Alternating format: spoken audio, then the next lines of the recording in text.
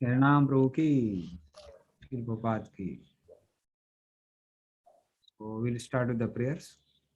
ओम अज्ञानतिमिरन्धस्य ज्ञानाञ्जनशलाकया चक्षुरुन्मिलितं येन तस्मै श्रीगुरुवे नमः। श्रीचैतन्यमनोभीष्टं स्थापितं येन भूतले स्वयं रूपदा मह्यं ददाति सापदान्तिकं। वन्देऽहं श्रीगुरोः श्रीयुतापदकमलं श्रीगुरून् वैष्णवांश्च श्रीरूपं सागरजातं सहगना रघुनाथामितं तं सजीवं साद्वैतं सावधूतं परिजनसहितं कृष्णचैतन्यदेवं श्री राधा कृष्ण पादान सगना ललिता श्री विशाखामितां स नमा ओम विष्णुपदाय कृष्ण पृष्ठाय भूतले श्रीमते भक्ति वेदांत स्वामिते नामने नमस्ते सरस्वते देवे गौरवाणी प्रचारिणे निर्विशेष शून्यवादी पासाद्यस्थान्ये वाञ्छाकल्पतरुवेशा कृपा सिन्धुभ्येव च पतितानां पावनेभ्यो वैष्णवेभ्यो नमो नमः। नमो महावदन्याय कृष्ण प्रेमप्रदायते कृष्णाय कृष्ण चैतन्य नामने गौरतुसे नमः। हे कृष्णा करुणा सिंधु दीनबंधु जगत्पते गोपीशा गोपिका कांत राधा कांत नमोस्तुते तप्त कांचन गौरांगी श्री राधे वृंदावनेश्वरी वृषभानुसुते देवी प्रणमामि हरिप्रिये नीलाचलनिवासाय नित्य परमात्मने बलभद्र सुभद्राभ्यां जगन्नाथाय च नमः। जय श्री कृष्ण चैतन्य प्रभु नित्यानंद श्री अद्वैत गदाधर शिवासादि गौर भक्तवृंद। हरे कृष्णा कृष्णा कृष्णा हरे हरे हरे राम राम राम हरे हरे। हरे Krishna. So did I give some homework last time? No, Prabhuji. Okay. Today, I think I started forgetting that now I have to give homeworks. I'll give from this week onwards. So which verse we were supposed to start? 69, Prabhuji, this week. 69. Okay.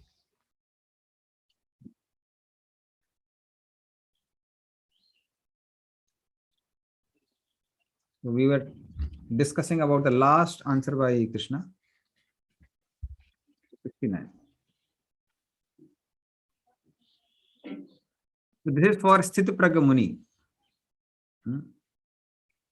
या निशा सर्वभूतानां तस्यां जागृति संयमी यस्यां जागृति भूतानि सा निशा पश्यतो मुनिः. Please read that translation. What is night for all beings is the same, is the time of awakening for the self-controlled, and the time of awakening for all beings is night for the introspective sage. Hare Krishna. Yeah. So for introspective sage, what is day? Day is when intelligence is directed toward the soul. So that time he realizes the bliss of directing the intelligence towards the soul. Whereas when such a thing happens, then materialistic people, for them it is night. Night means they are not interested. Similarly, when intelligence is directed towards the sense objects, that is night for the introspective sage, and that is day for materialistic people. So materialistic people become very excited, very active, as people become very active in the daytime. So materialistic people extremely become active whenever sense gratification comes in picture. But whenever sense gratification is not there, there's a talk about spiritual topics. So then materialistic people go to sleep. They are not active. Whereas it is other way around for introspective sage. Whenever there is something related to spirituality, he becomes very active. And whenever there's something about sense gratification, he's not interested. So that is how this man's intelligence is just opposite to that of people who are materialistic. And then further, how does he accept the sense object is further described. Or how does he act? How does he act in, how does he engage his senses? Apuramanam achala pratishtam samudramapa pravisanti yadvat tadvat kamayad pravisanti sarve sasanti mapnoti na kama kami. Please read the translation. A person who is not disturbed by the incessant flow of desires that enter like rivers into the ocean, which is ever being filled, but is always still, can alone achieve peace, and not the man who strives to satisfy such desires. Hare Krishna. So this verse, it describes the condition of Sithipragya Muni, how he doesn't remain agitated even when he accepts the sense objects. So that means he may also accept the sense object the way other people are accepting, but other people become agitated, whereas this person doesn't become agitated. So that is the difference. For example is given, or the analogy is given of a ocean. So there may be lot of rivers which may enter in the ocean, but ocean doesn't become agitated. It remains very calm. It remains undisturbed. Similarly, when this Sthitpragya Muni, he may also act like the other people are acting. He may also accept sense objects like other people are accepting. But he doesn't get agitated. Agitated for what? Agitated for sense gratification. Till a person is situated in Sthitpragya state, there may be either attraction for sense objects or there may be aversion for sense objects,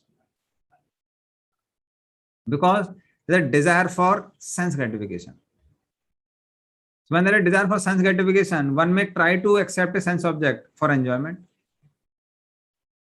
or one may be averse towards it because one's senses don't like it, or attraction is there and he's somehow trying to avoid the attraction.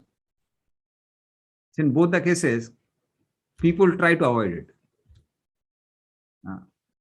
But this person, for him, sense objects may come and go. He is not deterred. He's like that ocean. This river is compared to like rivers of material desires, and ocean is the ocean of transcendental bliss this person is experiencing. There's one more very beautiful analogy which Prabhupada gives in one of the verses of Bhagavatam. That is very much applicable for devotees.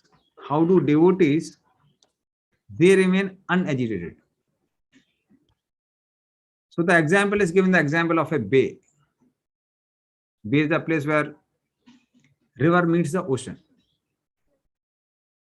So whenever there is a low tide, the river water is very clean and pure. Now if you drink it, all looks like Ganga water only.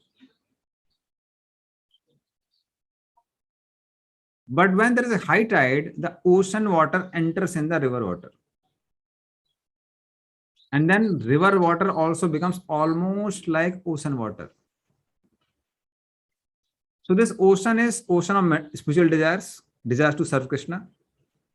And rivers are like the small riverist or small desires to enjoy sense gratification. So there are varieties of desires to enjoy sense gratification. But whenever there is a high tide in the desire to serve Krishna, a lot of desire to serve Krishna, then what happens is,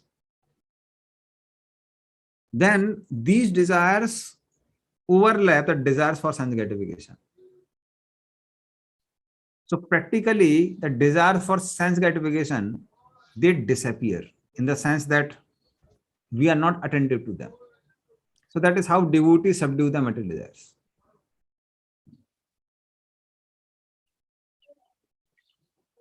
And then further it describes, Vihaya kaman ya sarvan pumam charati nispraha nirmamo nirahankaraha sasantim adhigachyati. Please read the translation. A person who has given up all desires for sense gratification, who lives free from desires, who has given up all sense of proprietorships and is devoid of false ego, he alone can attain real peace. Hare Krishna. So this verse describes a person who doesn't enjoy the sense objects at all.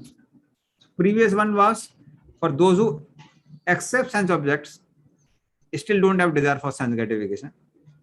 And this is for those who even don't accept sense objects. So such a person, he is devoid of possessiveness, he is devoid of ego. Only then one can avoid. That means nirmamo nirahankara. He is not even aware that I have this body or anything related to this body. So then such a person can avoid sense objects also. For him, if food comes on its own, he takes. Doesn't come, he doesn't bother. So such people, they are extremely rare. Like we had Madhavendra Puri. He would accept things only when they would come on their own or receive there. But otherwise, they are very rare people. But in either of the cases, either he accepts sense objects and doesn't become agitated, or he doesn't accept the sense object itself. In both the cases, this person is not affected by sense gratification. That's why he's called Sthita Pragya Muni, whose intelligence is fixed on transcendence. Esa Brahmijiti Partha Nainam Prapya Vimuhyati Sthitvasyam Antakalepi Brahma Nirvanam Richati. Please read. That is the way of the spiritual and the godly life, after attaining which a man is not bewildered. If one is thus situated even at the hour of death, one can enter into the kingdom of God. Hare Krishna. So literally the word we used is Brahma Nirvanam Richati. That means he attains the spiritual sky. That means such a person, if he remains detached even at the time of death, that means at least by time of death he is detached. He is in that state of Sthita Pragya Muni. If he is in young age also, that's even good. But at least at the time of death he is detached. And he engages in his spiritual practices. Then he attains Brahma Nirvana, Moksha. So spiritual sky means it involves all three. Anything which is situated in spiritual sky. So it may be referring to Brahma Jyoti, it may be referring to Vaikuntha planets, it may be referring to Golok Vrindavan. So like metal sky consists of metal planets, spiritual sky consists of spiritual planets. Okay. Now we can take questions. Santosh Prabhu, you have a question. Hare Krishna, Prabhu, the question is related to previous verse. As you said, Prabhu, the sense is agitated by the sense objects. And my question is that sometimes the sense is agitated by sense objects and sometimes not. The reason for this is because of what might be the reason for this? And how can we overcome those sense objects? The agitation from the sense objects. That means you are a practicing sadhaka. For every practicing sadhaka, that struggle is there. Till we have such an attraction for Krishna.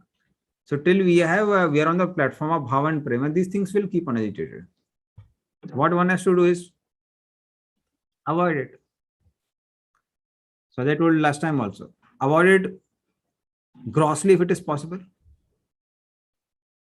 And let us say if it is not grossly possible, then absorb your mind and senses in Krishna service.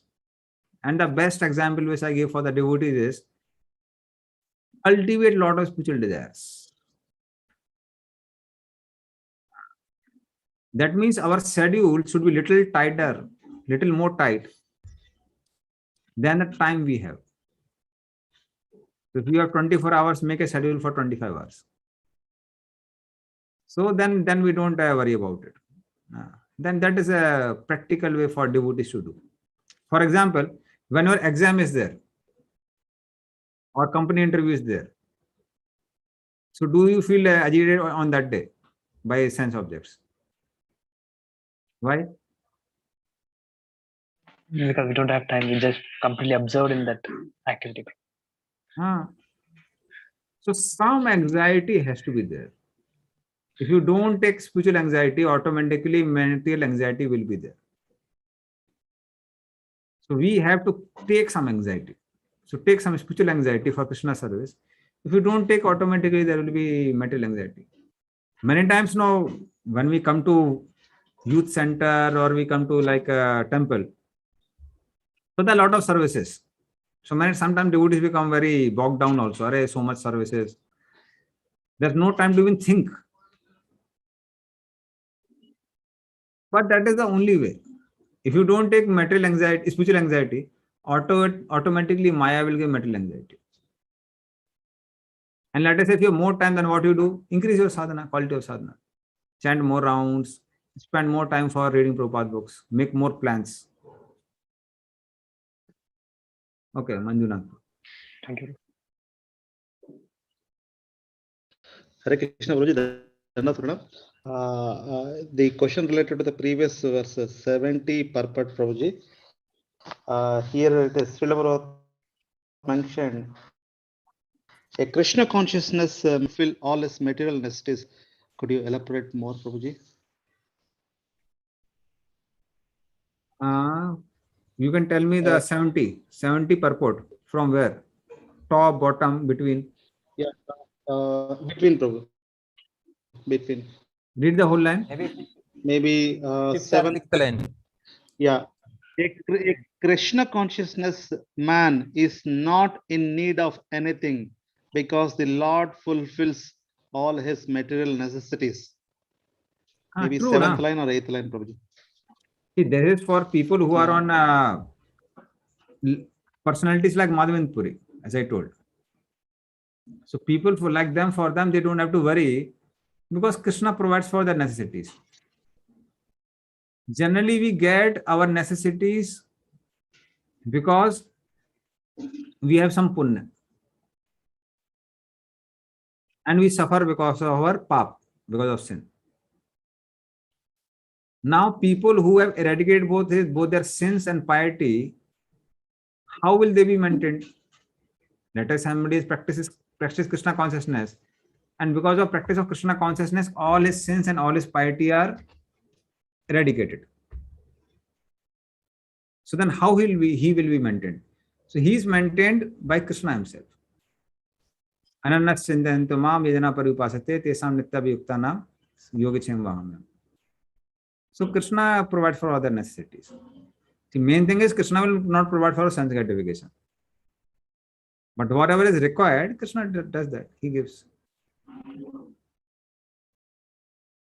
Yeah, just adding one more question, Prabhuji. When a devotee have that belief and others are looking that, so how to make them to believe, Prabhuji?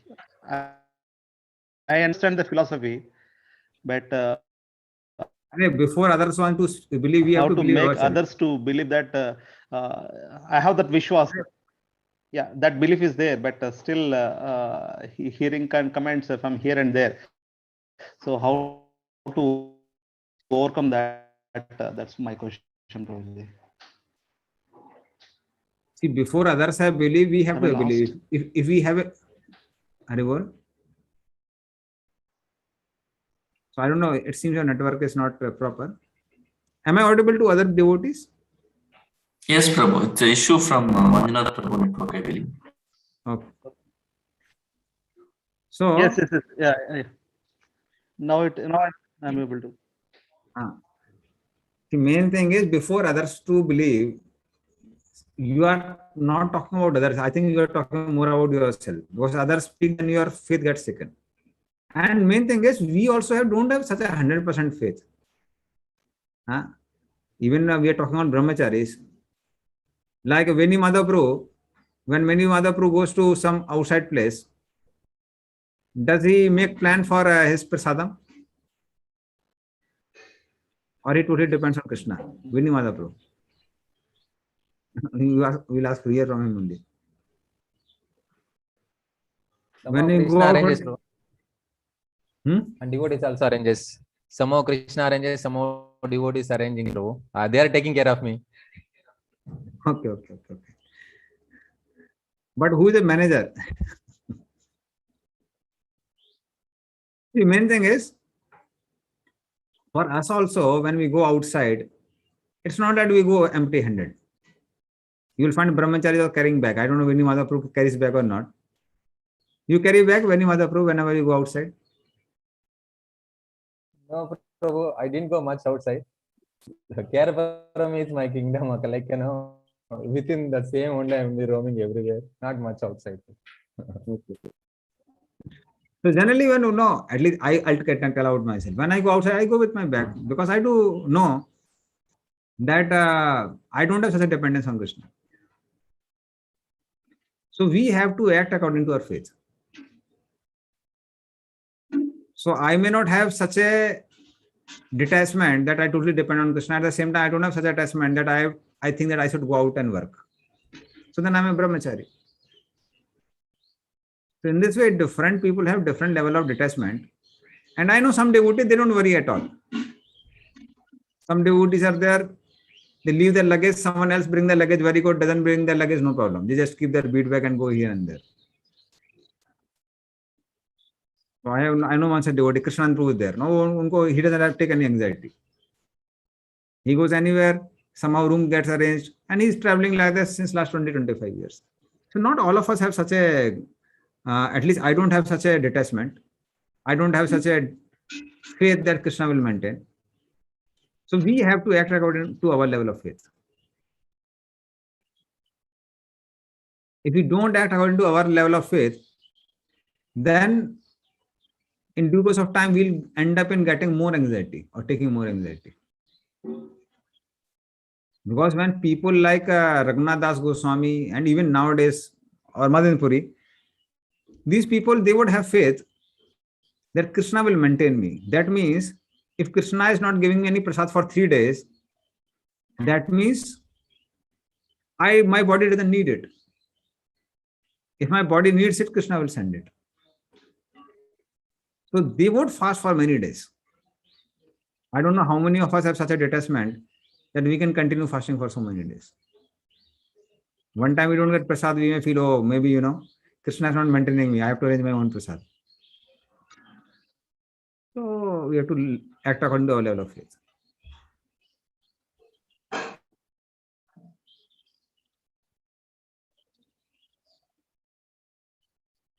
Okay. Anupam Mukundu. Attainment of Krishna consciousness even during this lifetime is immediate attainment of Brahman. And one who is situated in Krishna consciousness certainly already entered in the kingdom of God. See, when Prabhupada is talking about people who are situated in Krishna consciousness, means they are fully situated in Krishna consciousness. We have to understand reference. There is a practicing pure devotee and there is a perfected pure devotee. Here, personally, Prabhupada is talking about perfected people. Prabhupada is not talking about practitioner. This is not a verse about sadhakas. This is a verse about those who are perfected, either as Brahmavadis or as the perfected devotees who are on the level of prem.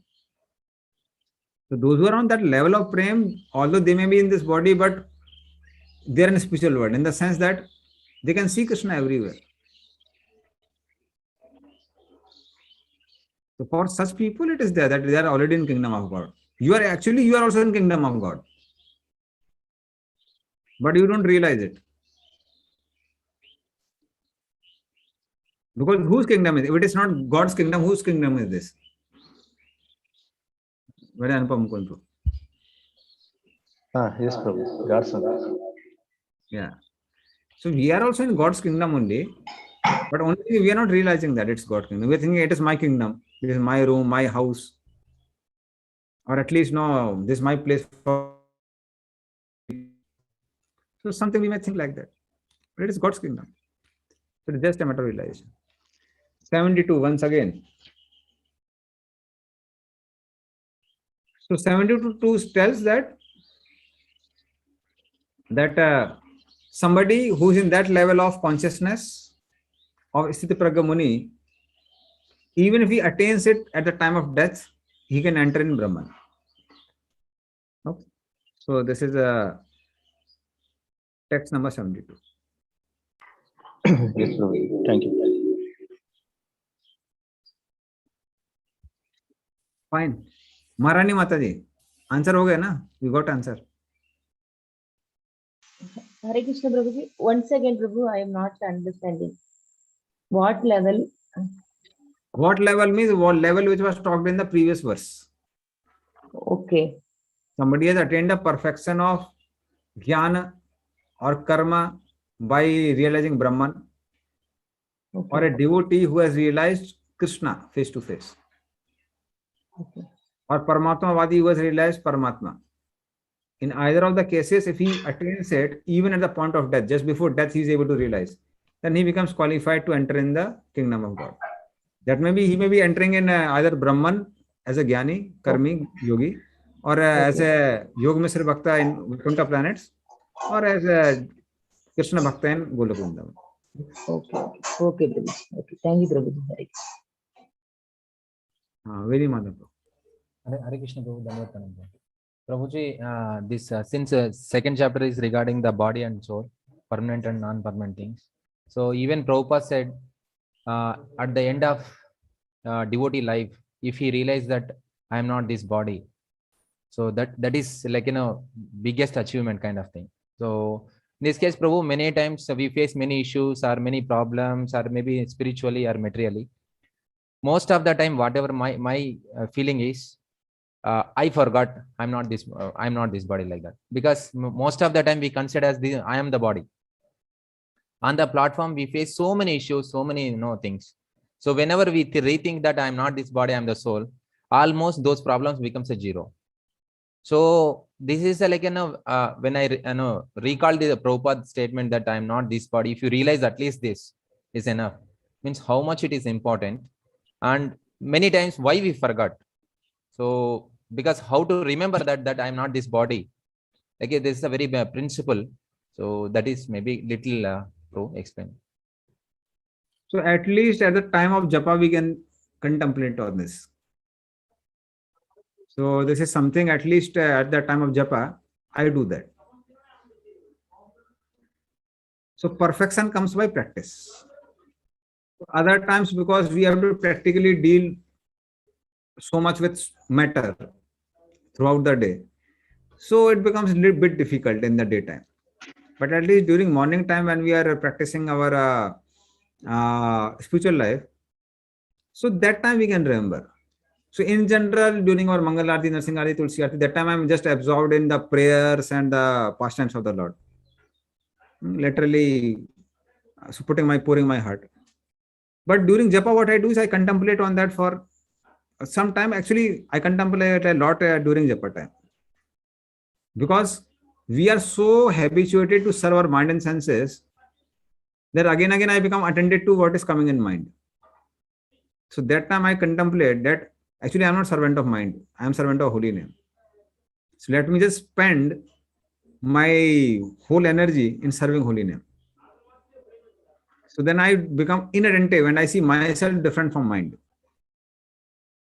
So whatever pains may be there in the body, whatever agitations may be there in the mind, I am not attentive to that. So there's a struggle. So from that, at least one realization which I get is that I am so much conditioned to serve the mind. So, but the struggle is that at least at that time I realized, okay, for some time that I'm different from mind. So there's a practice. So even today also it was like a struggle. Everyday struggle is there.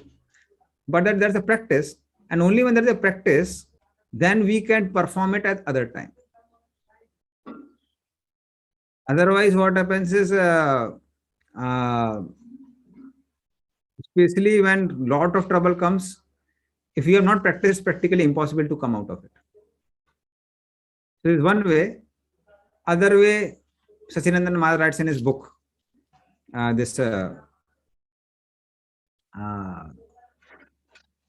forgot the name of the book. Okay. So there he writes that we can even put in our some paper we can write and remember that I am not body, I am not mind, I am not this ego. I should not unnecessarily identify with my different designations. I am just servant of Krishna, either as holy name or as deities or Krishna himself. So we have to remind ourselves. If we remind ourselves, then it is possible. But practice has to be done. Many times what happens is we just hear and we speak. And sometimes years go by. Like I've seen many times there is a big seminar on controlling your tongue. And immediately after the class, there is a big feast.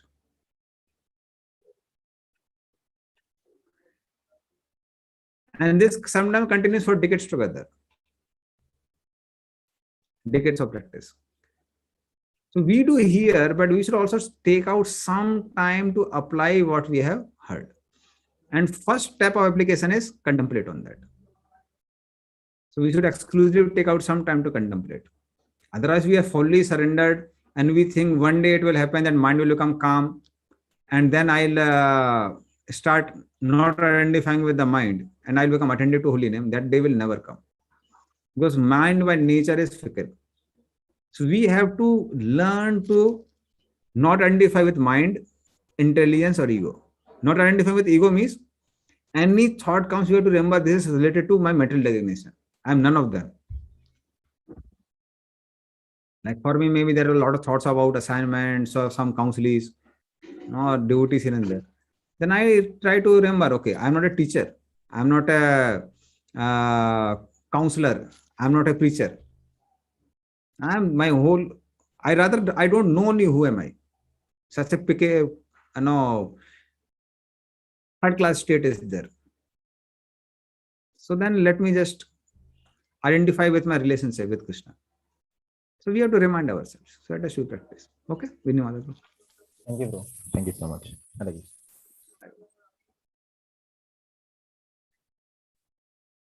One last question we'll take. Where Muslims and Christians go after death if they are sincere follower of their religion?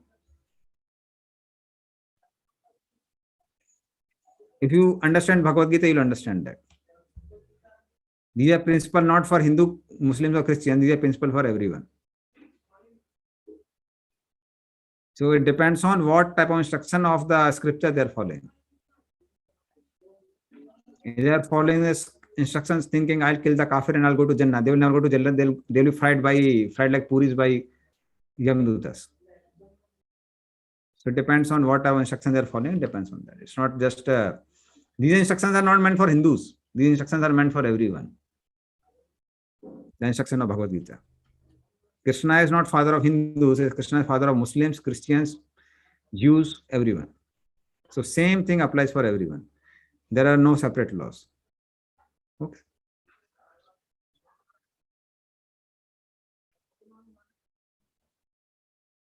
So then after very clearly talking about jnana, karma and talking a little bit about bhakti, in chapter number 2, now chapter number 3 will focus a lot on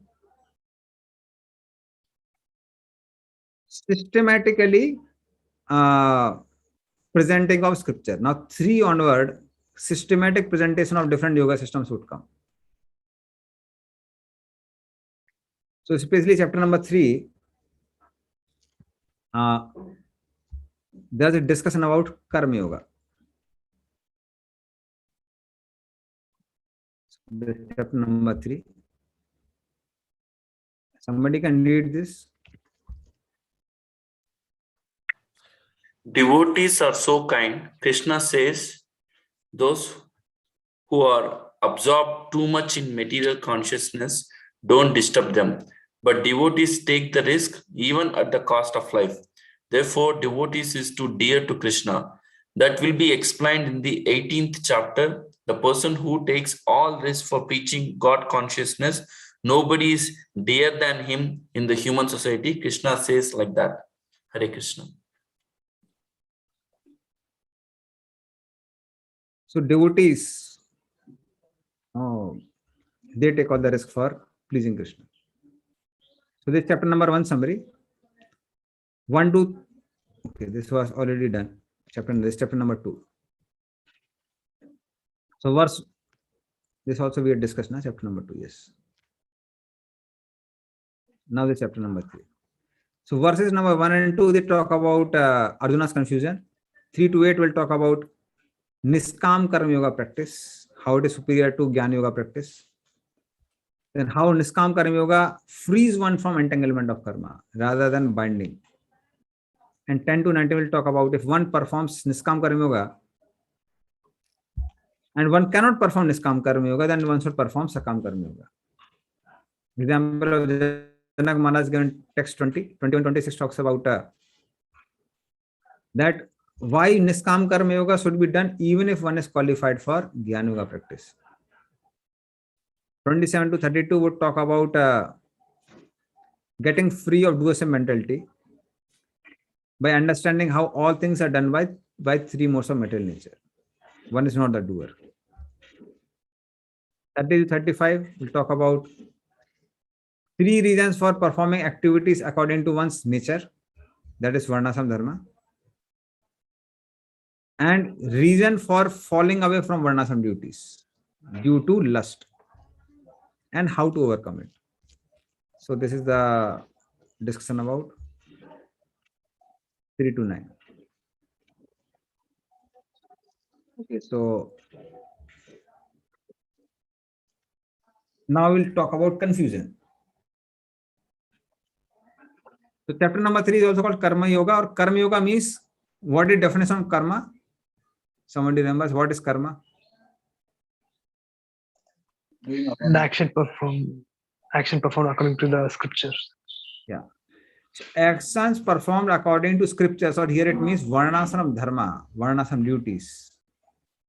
That is called Karma Yoga. So in this 3rd chapter,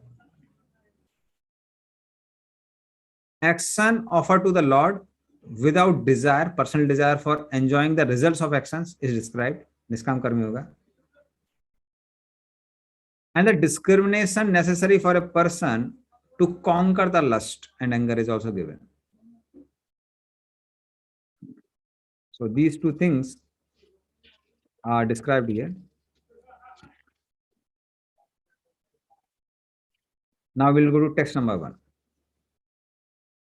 And we'll see the confusion of Arjuna. Arjuna vacha jayasasi chet karmanaste mata buddhir janardana tam kim karmani ghore mam niyojyasi kesava. Please read the translation.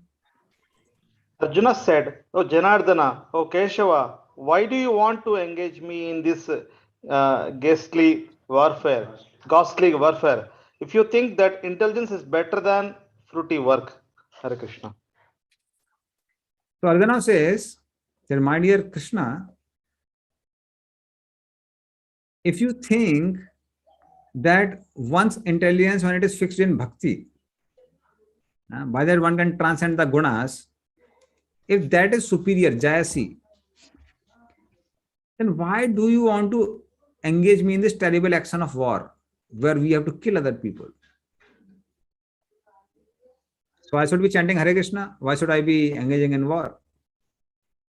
So why you want to engage me in war? Doesn't seem like appropriate thing. So Jana Ardana, that by your order, see, Ardan means 2 meanings. It means agitating, or it also means causing pain. So you are giving pain to me by this instruction. That is the meaning of Jan here. Jan means I am your man. Ardan means pain. So why are you giving me pain by such an instruction? O Kesava. So Kesava means Ka Isva. Va means Vayase, or binding. Ka means Brahma and Is means Shiva. So you bind even Shiva and Brahma. You are so powerful. So that means I can't just deny your order. At the same time, your order is engaging me in the ghastly activity of war. So then what is hope for me? Because you want to engage me in war, and war is so much entangling. So that means my going to hell is guaranteed. So he says that, so in this way, he expresses confusion. That you are glorifying Buddhi Yoga and you are engaging me in a ghastly activity of war where I have to kill people. And then further he says, confusion will become complete in this particular text number 2. व्यामिस्त्रेणेव वाक्येन बुद्धि मोह सेवा में तद एकम वद निश्चित येन श्रेयोहम आपनुयन्. Please read the translation.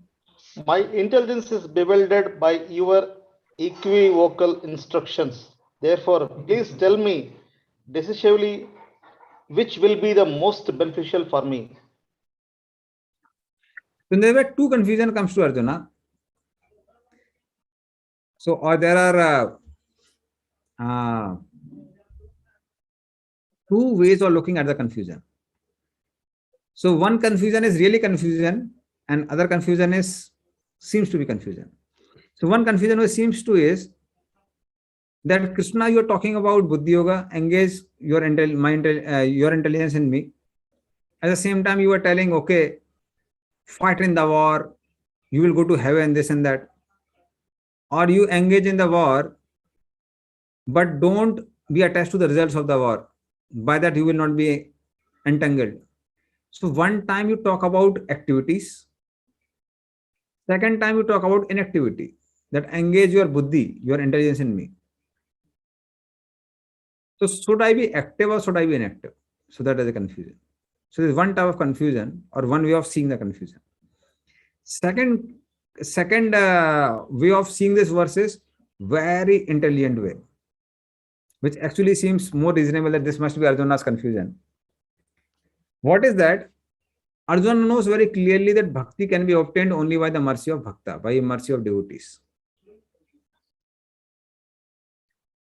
So fine, Krishna, you may be saying that I should practice bhakti, but currently in wartime, I can't find any devotee. And there is no question of practicing devotion service or doing some japa program at this time. So I may not be practicing bhakti at this time. But at the same time,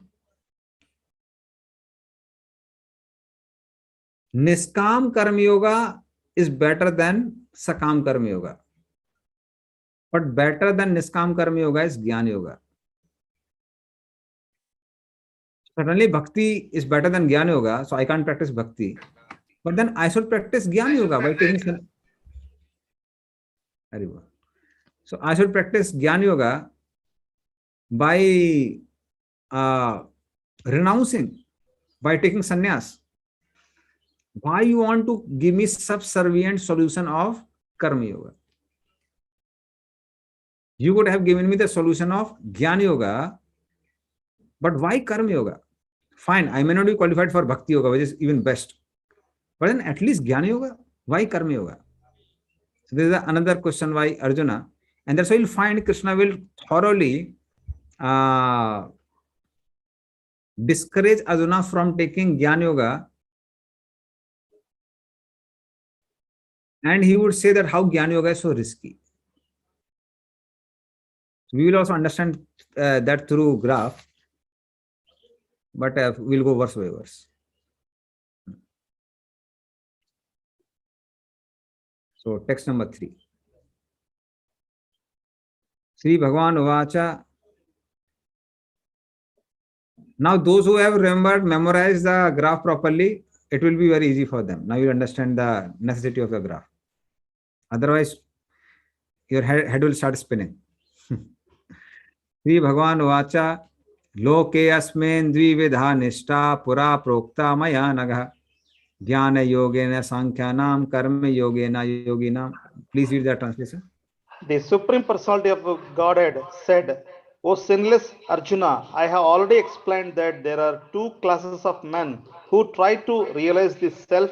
Some are inclined to understand it by empirical, philosophical speculation, and others by devotion service. Hare Krishna. So in this way, some people are engaged in Karma Yoga, they become purified by that. And some people are engaged by Jnana Yoga and they become purified by that. And certainly both of them require a touch of bhakti. But they become liberated by somebody can become purified by Karma Yoga or Jnana Yoga. So by either of the processes, one can achieve Brahman. You will find either through this Karma Yoga, one can achieve Brahman, or through Jnana Yoga, one can achieve Brahman. So both the people can achieve Brahman. So why are so much discriminating between Karma Yoga, Jnana Yoga, when Karma Yoga and Jnana Yoga both can help you to achieve Brahman? Make sense? So that's why Krishna is saying, so the result is one and the same. Okay, Pradeep had a question of Kesava. Kesava means Ka Isva. Ka means Brahma, Is means Shiva, Va means Vadyate, means binding. So Lord who binds both Shiva and Brahma is called Kesava. Okay. So now Krishna says, then Arjuna may have a question. Okay, fine. Both of them may give same result. So why not Jnana Yoga? Why only Karma Yoga? So till now Krishna said that both of them give the same result. Now, how he is going to prove that how Jnana Yoga is even better. Na karmanam anarambhan neskarmyam purso asnute nacha sannasana deva siddhim samadhigacchati. Please read the translation. Not by merely abstaining from work, one can achieve freedom from reaction, nor by renunciation alone can one attain perfection. Hare Krishna. So this is the main crux. So Krishna says that the knowledge of Brahman or knowledge of I am not body, I am soul, it cannot come in the impure heart. So knowledge comes through purification of the heart. So that is something which we have to understand, that unless until there is a practice of knowledge, the actual knowledge doesn't come. So knowledge is not something which is only just heard, it has to be practiced. So that is what Krishna is emphasizing here. That means, if you see, again going to this particular graph, if you don't elevate in your consciousness, how will you get knowledge? How will you realize that sense gratification cannot make me happy? That means no desire for fruits. How will you realize that I am not a doer in this stage? Or how will you realize that I am not body on the level of Brahman? All these things will come by the elevation of consciousness, and they arise only when the heart becomes purified. So in this way, unless until there is a purification of heart, realizations don't come. Knowledge doesn't come. It doesn't happen. So that is what exactly Krishna is pointing out here.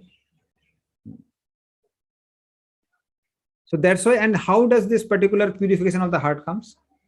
Purification of the heart comes by performance of varnashram duties.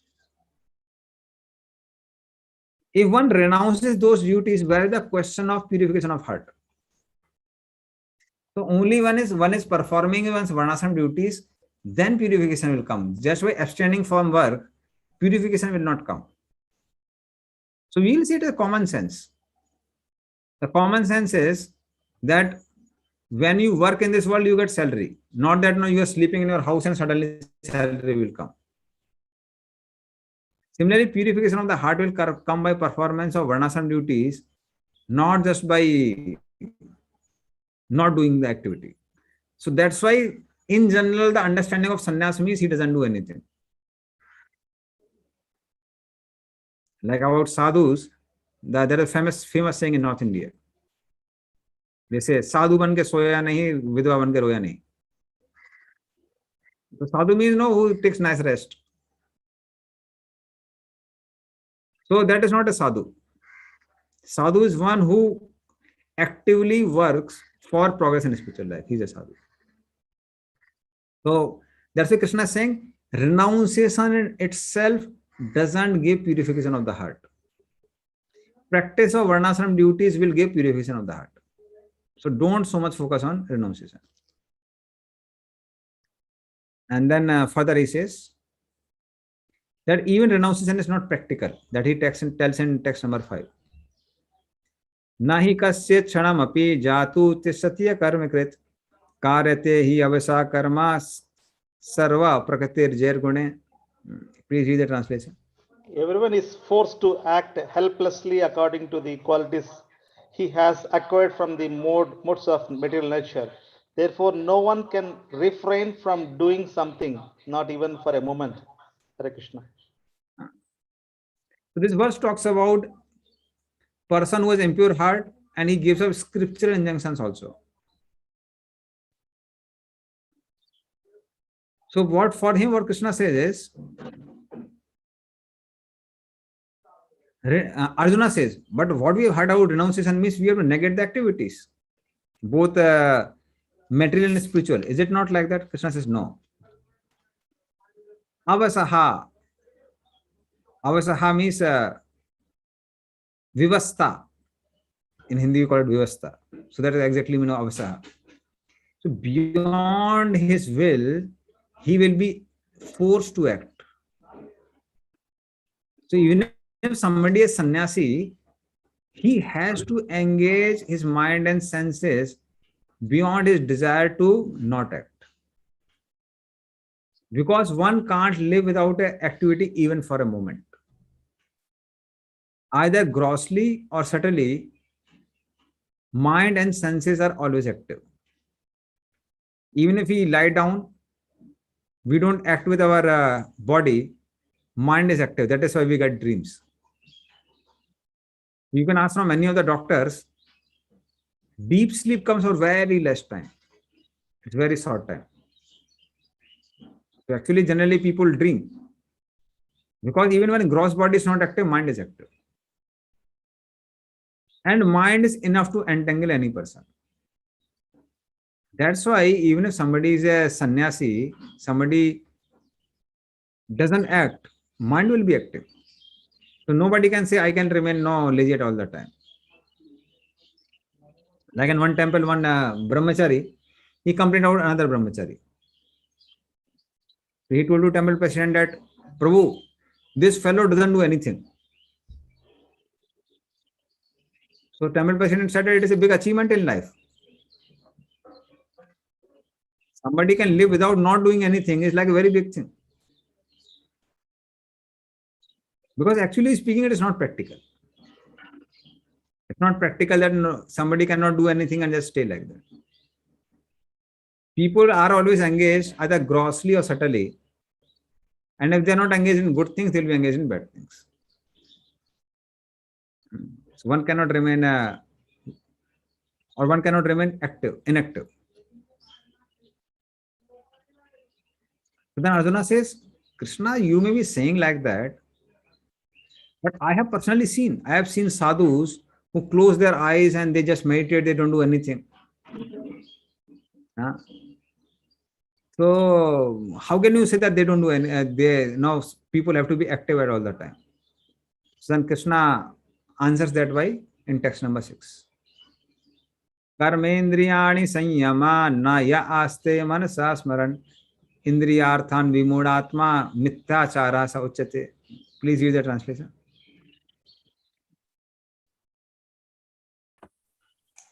One who restrains the senses of action, but whose mind dwells on sense objects, certainly deludes himself and is called a pretender. Yeah. The person who controls his karmendriyas. There are 5 Gyanendriyas and 5 Karmendriyas. Somebody can tell what are 5 Gyanendriyas?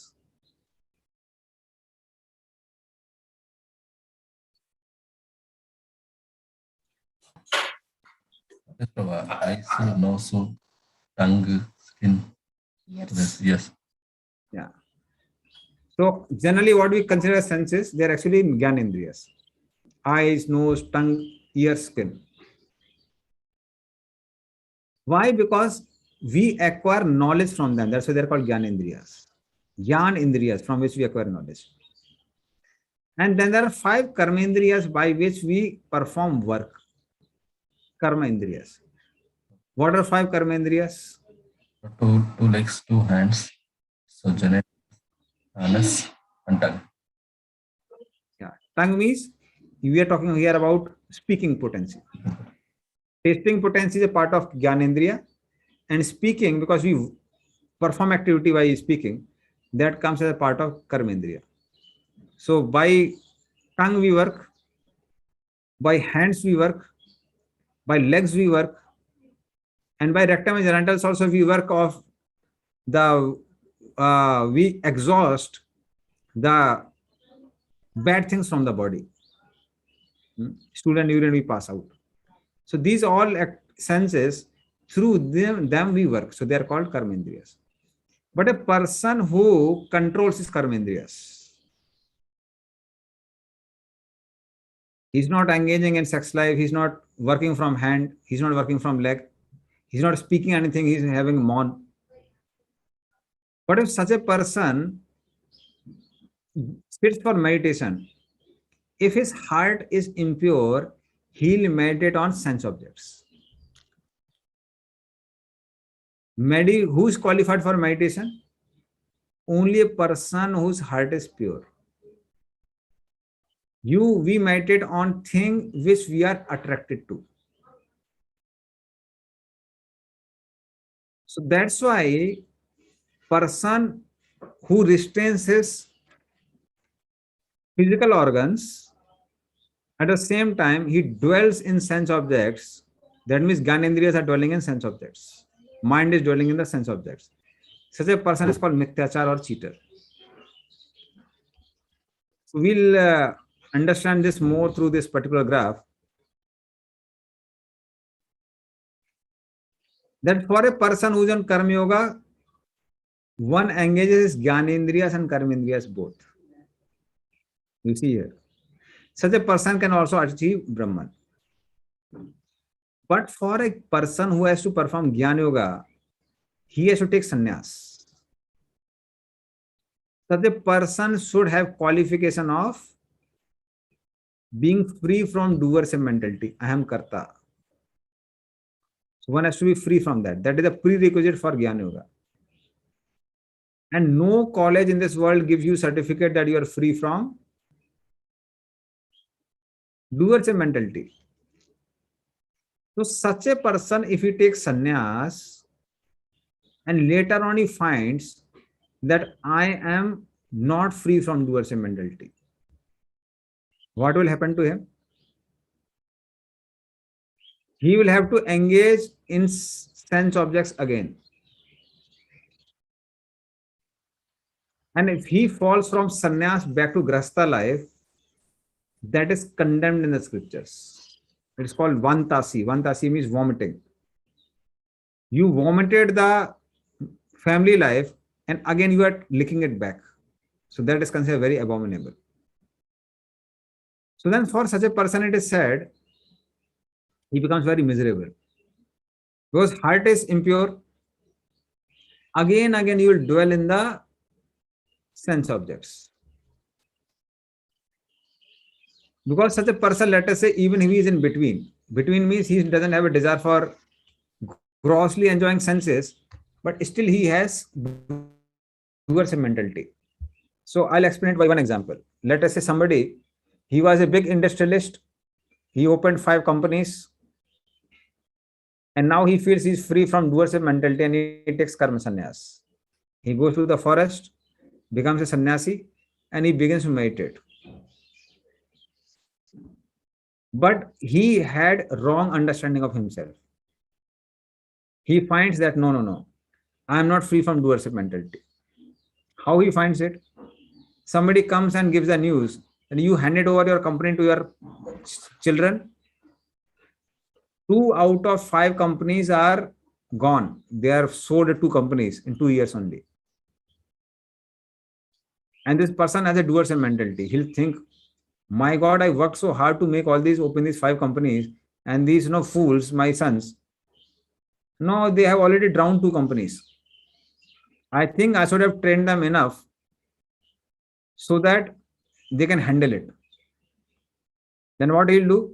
He'll leave his Lotan Kamandalu, everything there only. He will go back to his company and he will start training his children how to again open the company or how to maintain the company and do different things. That means because he has a doer's mentality that I am the one who had opened the company. So that doer's mentality is there. So that doer's mentality will again drag him. And let us say if he is fearful of the society, his meditation cannot be perfect. Again and again, his mind will dwell in what is happening with my children, what is happening with my company. Make sense? So that is how this is one example of the risk in Jnana Yoga. So the risk is there in the Jnana Yoga because prerequisite for Jnana Yoga is very high. If you see, it is the highest among all the yoga systems. That's why Krishna said that Jnana Yoga is pretty risky. So such a person may dwell in either sinful activities or sense gratification or even doer's mentality. Like once our devotees went to some place, there one sadhu was there who he didn't speak for 7-8 years, Maunvrat. But when he saw young brahmacharis coming from the bus, he wrote in the slate. He said, what is score of India? Because he had heard from somewhere that no India-Pakistan match is going on. So the main thing is that doer's mentality is there. It will drag you back. So it's not such a person, Krishna condemns such a person. So Krishna says that there's a risk and I don't praise this person, but I condemn such a person. Mittachara sauchate. Then further in text number 7. Yasti indriyani manasa niyamyarabhate arjuna karmendriye karma yogam asakta sa vishisyate. Please read the translation. On the other hand, if a sincere person tries to control the active senses by the mind and begins karma yoga in Krishna consciousness without attachment, he is by far superior. But at the same time, if somebody is not a sannyasi,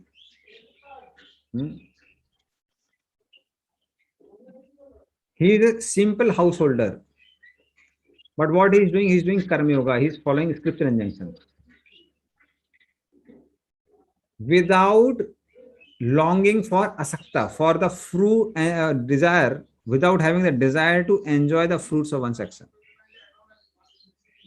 So then Krishna says, I consider this person superior.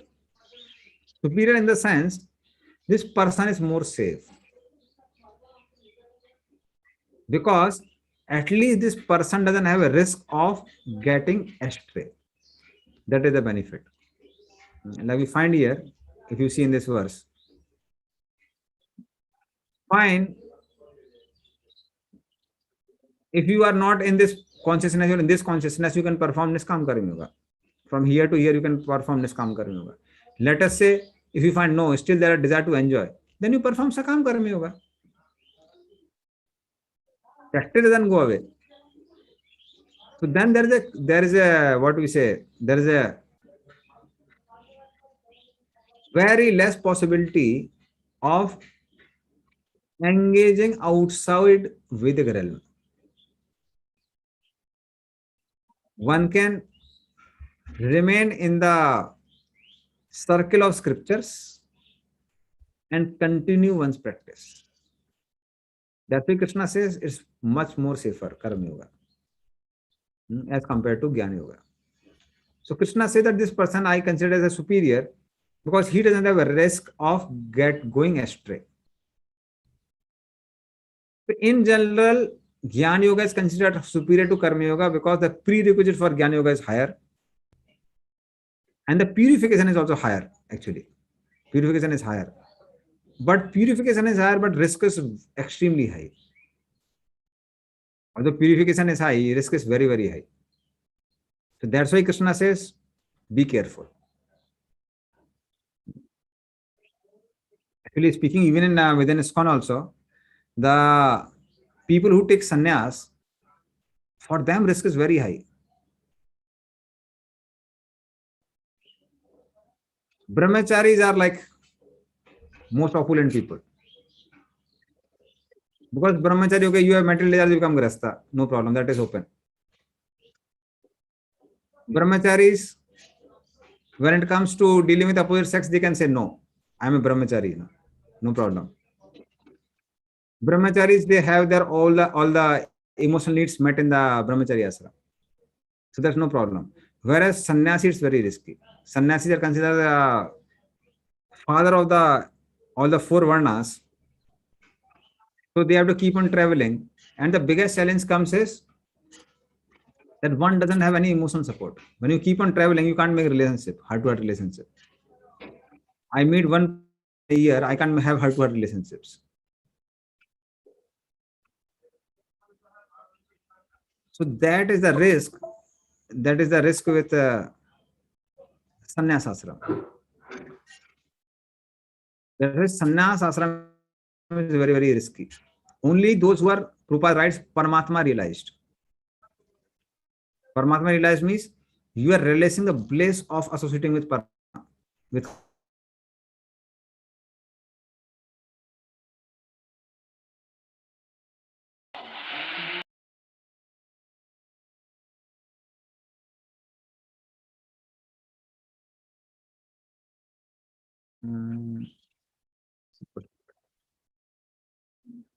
Am I audible now?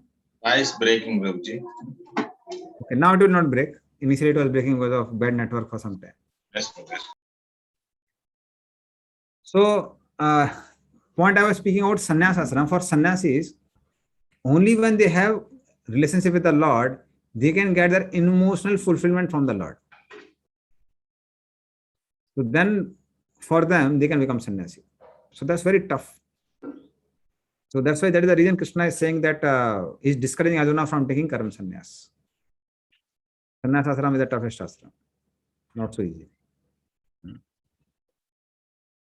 And that's why Krishna, he tells in text number 8. Okay, Anupam Mukund.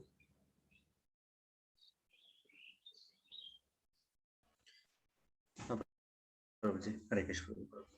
In the Gnana Yoga you mentioned, Prabhuji, so for them purification is high, and at the same time mystery is also high. So what is your meaning? Your voice is echoing. Echoes on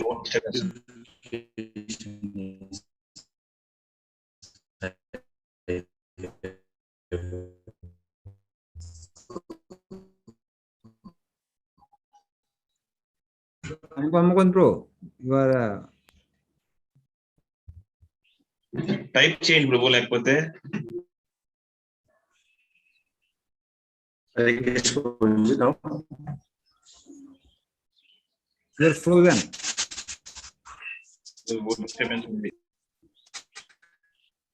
Hari bol.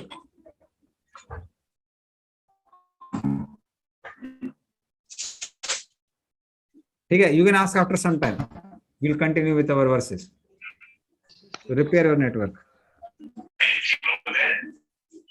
I will type. Fine, we'll continue. I think it is some network problem. Niyatam kore karmatvam karma jyayo hi akarmanaha sariryatrapi cha tena prasiddhyet akarmanaha. Please read the translation. Perform your prescribed duty, for doing so is better than not working.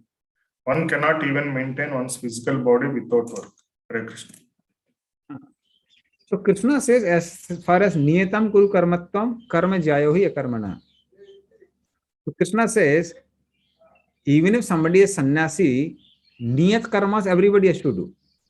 Niyatam karmas means, so there are kama karmas and there are niyat karmas.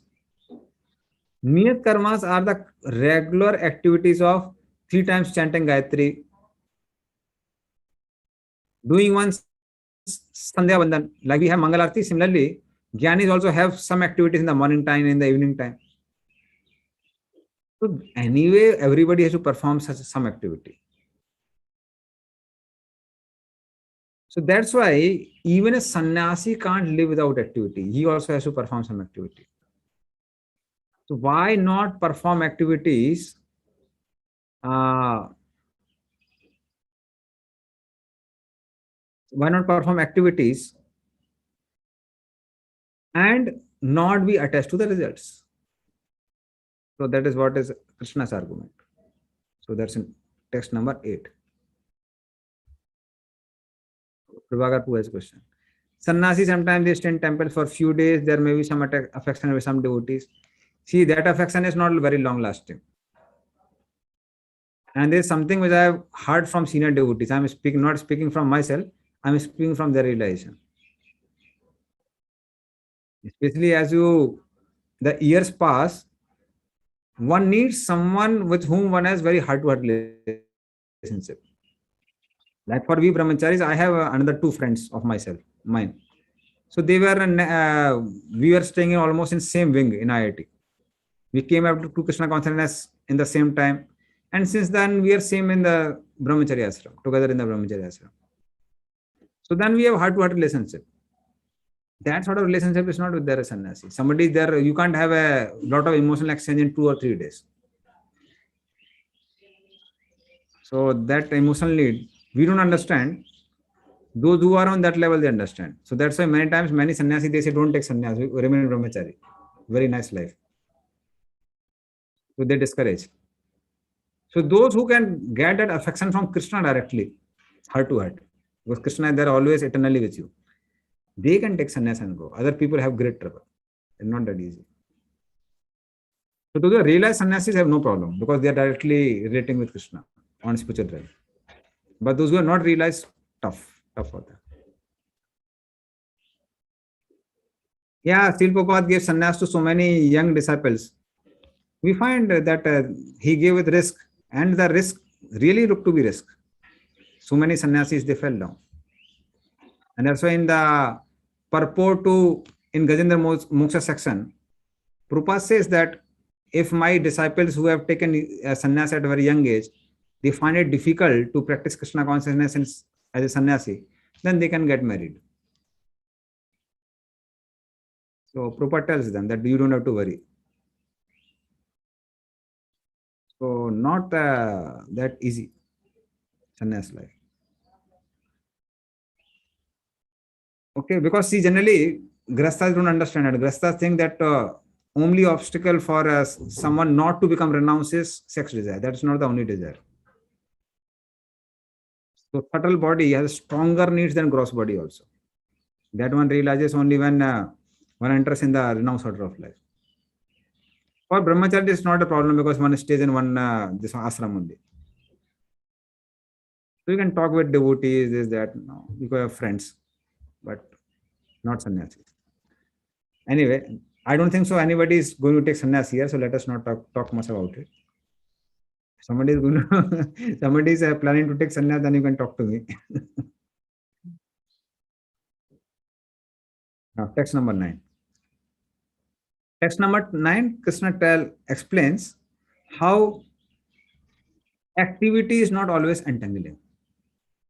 In text number 8, Krishna says that even sannyasis have to perform the niyat karma, daily obligatory duties like Sandhya Vandan, etc.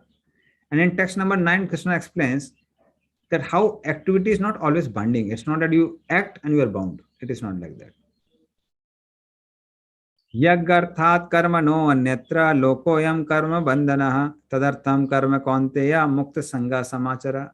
Please read that translation. Work done as a spirit for Vishnu has to be performed. Otherwise, work binds one to his material world. Therefore, O son of Kunti, perform your prescribed duties for his satisfaction, and in that way, you will always remain unattached and free from bondage. So Arjuna says, but my Lord, I will be bound by action. So Krishna says, no. Scriptural duty is offered to Vishnu for his pleasure, without any personal desire. is called yajna. Yajna doesn't cause bondage, yajna causes liberation. So when things are performed for the pleasure of Vishnu, they are not binding, they are liberating. And actually speaking, in truth, the reality is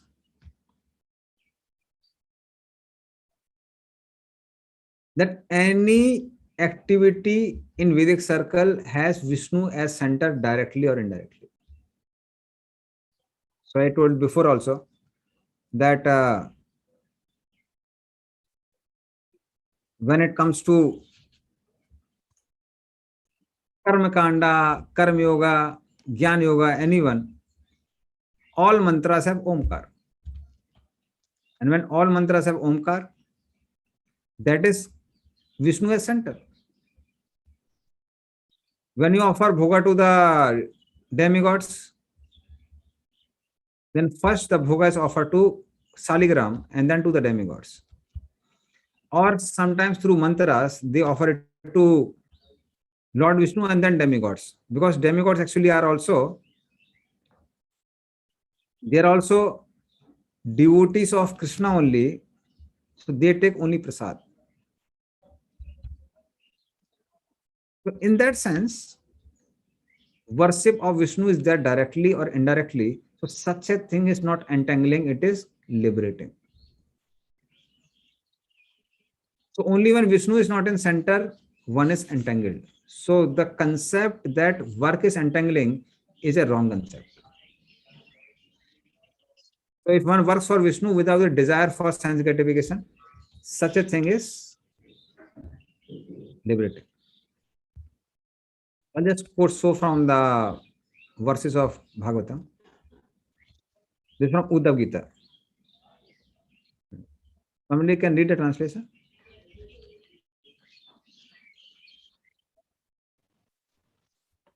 My dear Uddhava, a person who is situated in his prescribed duty, properly worshipping by Vedic sacrifices, but not desiring for fruitive results of such worship, will not go to the heavenly planets. Similarly, by not performing forbidden activities, he will not go to hell.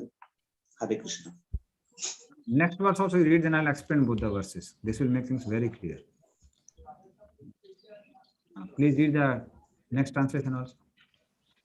One who is situated in the prescribed duty, free from sinful activities and cleansed of material contamination, in this very life obtain transcendental knowledge, or by fortune devotional service unto me. So then for that person can further advance. That is the whole thing which Krishna is speaking. So Niskam Karma Yoga will free person. It will not bind one through sin or piety. How? Niskam means he doesn't have a desire to enjoy sense gratification. That means even if he performs pious activities and one gets the sense object, he doesn't have a desire to enjoy, so he will not enjoy. That means piety will not entangle, because sense objects come, he doesn't have a desire to enjoy it. Karma means it is according to scriptures. Any activity performed according to scripture is not sinful. So then it will not entangle him. And yoga means connecting with the Supreme. And then Lord Krishna speaks in the next verse. What he says? So by this good fortune, he will get transcendental knowledge. And if he is very fortunate, he may get devotion service also by coming in contact with some devotee of the Lord. But at least he will get transcendental knowledge. So as soon as one connects with the Supreme Lord, heart is cleansed. And when heart is cleansed, then one gets transcendental knowledge. Transcendental knowledge means slowly that realization comes that I am different from this body, I am different from this matter. That slowly starts coming. So that is how such a person is not entangled by piety, such a person is not entangled by sin. Okay, that concept is clear.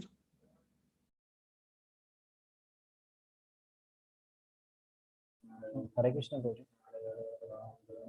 Yes. Prabhuji, we say that there's a good karma according to scriptures. We have to go to heavenly planets, and bad karma we have to go to lower planets. It's like a binding only, no? Means it is keeping us here. One will go to heavenly planets if one wants. One is not bound. So one gets the result according to one's desires and according to one's previous actions. See, for punishment, you cannot say no. I don't want to suffer. Like, for example, if government is giving you some prize, you can deny the prize. But if government is giving you some punishment, you cannot say, no, I don't want punishment. Punishment one is God, one will be beaten black and blue. But prize money, you can always say, okay, I don't want it. Or you can say, I can give to this person, that person. So similarly, the results of piety can be denied. Like for brahmacharis also, you may get course feast, 10 items are there. Now nobody is binding or forcing all 10 items in your mouth. You can always say, no, I'll take only 2 items or 3 items. But at the same time, some action is taken by temple authority. That you can no, Prabhuji, I'm not attached. I don't want to take that. That is compulsory, 100%. So it is like that. Okay. So that is binding. Anupam Kuntu has now typed this question. Hare Krishna, Prabhuji, we are Krishna consciousness. We are Krishna conscious. Okay, I'm not so Krishna conscious. And I am brahmachari or grahastha. What is recommended as a preacher like brahmachari preaching, grahastha preaching? What is recommended? So one has to choose. It's your desire. And also, one thing we have to understand is, actually speaking, in Vedic culture, brahmachari training was meant for everyone. Like you don't get a job without studying. Can you get a job without studying? Not possibility. So one gets one education in brahmachari ashram. Brahmachari ashram means student life. So one is trained in varnashram, one is trained in one's way of occupation, etc. And one gets all the knowledge of how to live the life in brahmachari ashram. Then some people may continue as a brahmachari, but most of the people, they get married. That's why, practically speaking, brahmachari ashram or brahmachari training is meant for everyone. So if you have a lot of confusion, become a brahmachari. In due course of time, you will understand that, no, okay, I want to become grahastha, then you become grahastha. And if there is no confusion, then immediately you can get married. But actually speaking, we met with Bhakti Vidyapur Maharaj. He was saying, ideally speaking, at least 2-3 years of brahmachari training should be compulsory for everyone. Because unless until you learn to renounce, you learn to act as a grahastha, training of becoming grahastha is given in brahmachari ashram. One who is not a trained brahmachari, he cannot become a good grahastha. Because brahmacharis have to cook their own food, they have to learn, and that is like ideally. Actually, we have put all this in our PDC training, new devotee training. You should learn how to cook. You should know how to clean your own things, keep things tidy. Not that now you make it untidy and wife will come and clean it. You should know how to control your senses. You should know how to respect the elders. And maintain your own spiritual life despite so much of services. Brahmachari has a lot of services there, still you have to maintain your spiritual life. So all these training are given. Training of getting up early in the morning. If you don't have that training, you can never get a training as a grahastha, getting up early in the morning. Very difficult. Because responsibilities increase. So that's why one who is a good brahmachari, who gets a good brahmachari training, he becomes a good grahastha. So then that is certainly recommended for everyone.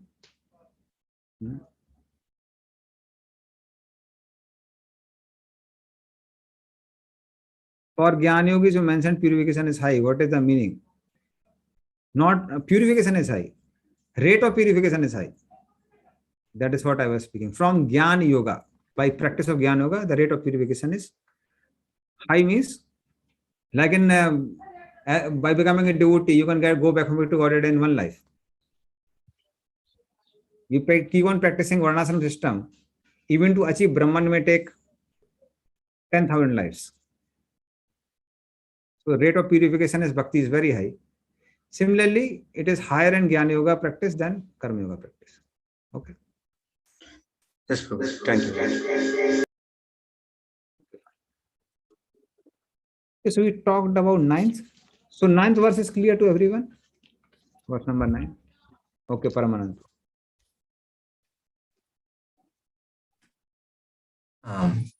Prabhuji, here Krishna is mentioning, O son of Kunti, perform your prescribed duties for his satisfaction.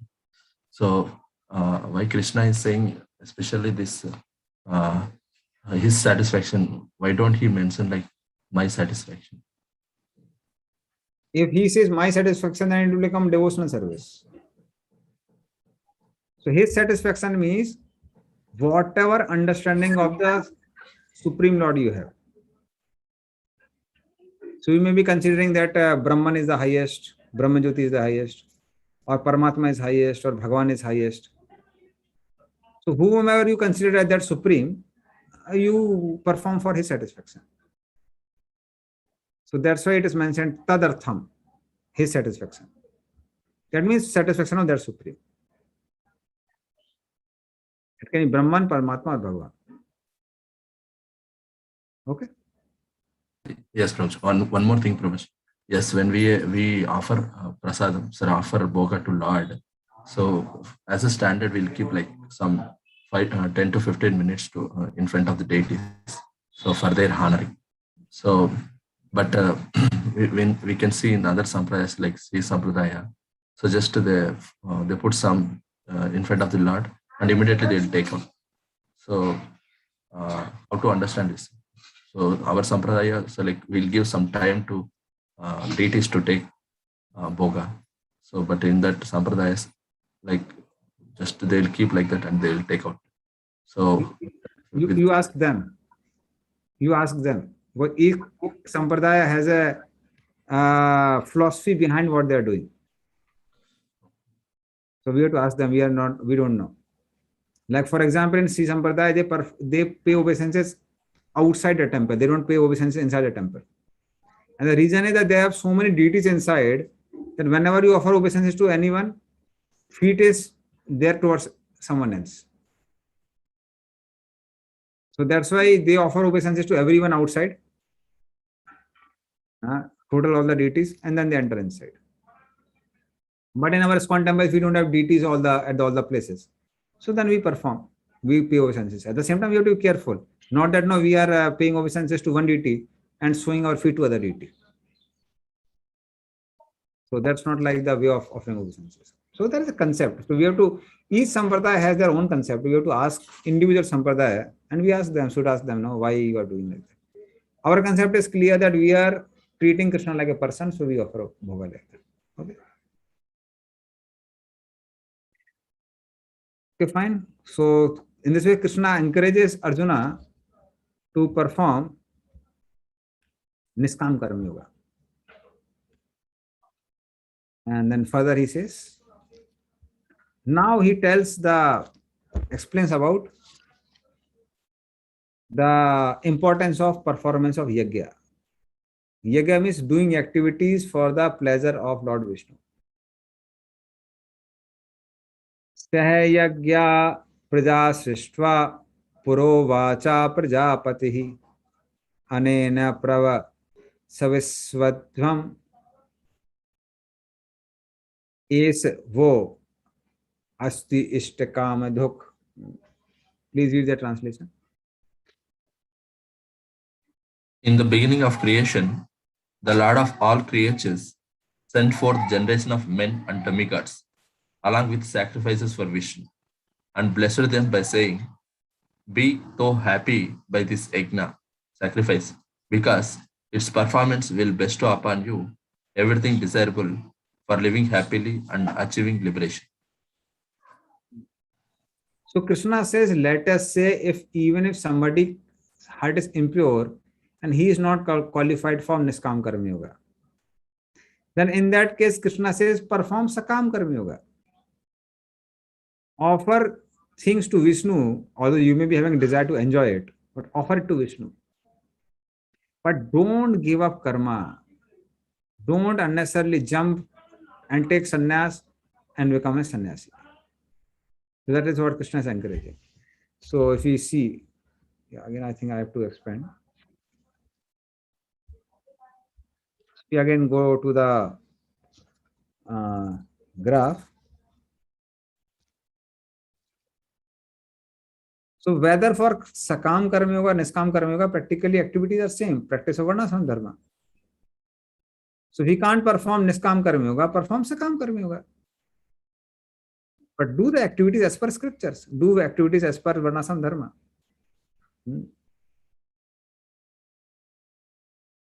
So Krishna is encouraging that. So that is what he explains in the 7 verses. So he says at the beginning of the creation itself, Prajapati Brahma. Brahma is called the main Prajapati. Or the progenitor of the mankind. Or progenitor of all the creatures. Brahma is of all the creatures. So he said that, oh dear human beings, you perform this yajna, and by this yajna you will get everything in this life and in the next life. That is how Vedic culture gives you all opportunity for sense gratification along with elevation of the consciousness.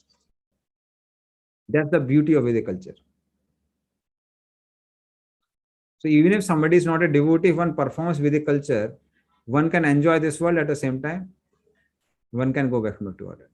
Or slowly elevate or at least reach to Brahma Jyoti.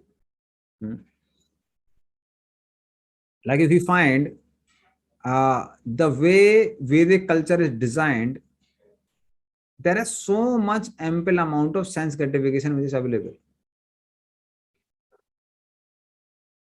Like you have so many items to eat as per different seasons. And that is exactly what is meant to be eaten in that season.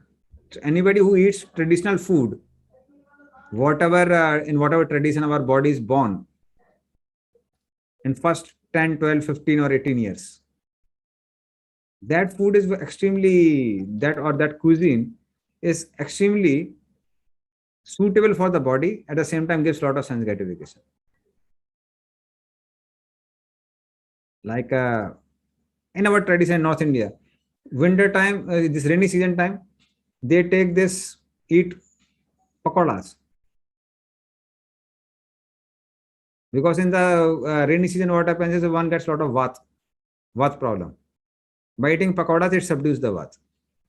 That means you are enjoying sense gratification is beneficial for body. And you are performing yajna, offering to the demigods and eating, offering to Vishnu and eating, then it is given to demigods also. Then you don't get entangled also. So you enjoy sense gratification, it is good for body, it is good for mind, it gives elevation. Winter time, Sankranti comes, they start eating til laddu. That gives heat. That is the greatest source of calcium, more than your calcium tablets nowadays. At the same time, it makes your digestion better. Otherwise, those 15-20 days, many people have digestion problem, especially in the North India. So these traditional items, whether in any part of the country, they are meant for person to enjoy this or keep this body fit, enjoy sense gratification, and slowly elevate one's consciousness also. So that's why Brahmaji has given complete package to fulfill your desires in this world, at the same time slowly elevate and finally go to the transcendental realm. So Krishna is saying, so Brahmaji has done all these things. Why to unnecessary move here and there? Nowadays people are having short life and they are so sick because we have this Western cuisine with us. Pizza, pasta, lasagna, this, that, so many things. And we don't know what they're doing to the body. So Indian traditional items, they are both good for the tongue also, they're good for the body also. That's not true with the Western cuisine. So Brahmaji has already given all this program, which was coming down in even Vedic culture. till last few decades, it was coming down. And then further he says, Devan bhavayatanena te deva bhavayantu va parasparam bhavayanta sriya paravam avapsata. Please read the translation. The demigods, being pleased by sacrifices, will also please you, and thus, by cooperation between men and demigods, prosperity will reign for all.